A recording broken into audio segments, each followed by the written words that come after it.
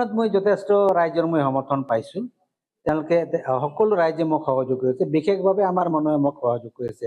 আপোনালোকে ইতিমধ্যে দেখিছে মোৰ সন্মুখত আমাৰ মানুহবিলাকে মোৰ কাৰণে তেখেতসকলে ৰৈ আছে। তো মই এইবাৰ যে নিশ্চিত হৈছোঁ আমি এইবাৰ এই সমষ্টিটোক আমি পুনৰুদ্ধাৰ কৰিব পাৰিম। মোৰ প্ৰতিদ্বন্দ্বিতা মোৰ BPF ৰ লগত হ'ব। এইকাৰণে হ'ব কাৰণ BPF ইমান বছৰ তেওঁলোকে ইয়াতে মানে বিধায়ক হৈ আছিলে আৰু তেওঁলোকৰ কাউন্সিলতো তেওঁলোকৰ চৰকাৰ আছে। গতিকে মই নিশ্চিত যে তেখেতসকলৰ লগতে মোৰ প্ৰতিদ্বন্দ্বিতা হ'ব আৰু মই প্ৰতিদ্বন্দ্বিতা মই সফল হ'ব পাৰিম, মই নিশ্চিত হৈছোঁ। বিভিন্ন দল সংগঠনবিলাকে মোক সঁহাৰি দিছে। বিশেষভাৱে আমাৰ আদিবাসী ছাত্ৰ সন্থা আৰু আমাৰ ছাত্ৰ সন্থালে মোক বিশেষভাৱে তেওঁলোকে সঁহাৰিটো দিছে।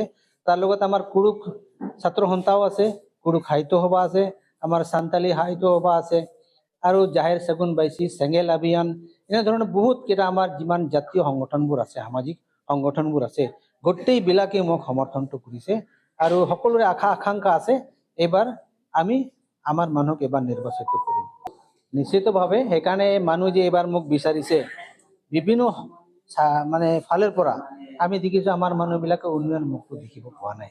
আজি BPF ৰ লগত আছে, UPP ৰ লগত আছে, কিন্তু তেখেতসকলে যিটো আশা আছিলে যে আমি BPF ৰ লগতে থাকি বা আৰু UPP ৰ লগত থাকি কিনে আমি উন্নয়নমুখ আমি দেখিব পাৰিম, কিন্তু সেইখিনি তেওঁলোকৰ মানে যথেষ্ট তেওঁলোকৰ হোৱা নাই। তেখেতসকলে আৰু কৰিব পাৰিছিল আৰু কৰিব পাৰিলে হয়, কিন্তু এনেধৰণৰ তেওঁলোকে উন্নয়ন দেখিব পৰা নাই। গতিকে মানুহে বিচাৰিছে আমাৰ ৰাজনৈতিক দিশত এজন ৰাজনৈতিক নেতা আমাৰ থাকিব লাগে, যিয়ে আমাৰ সমস্যাবিলাক সমাধান কৰাৰ লগতে উন্নয়ন কৰিবৰ কাৰণে তেওঁলোকে বেছি আশা আকাংক্ষা কৰিছে।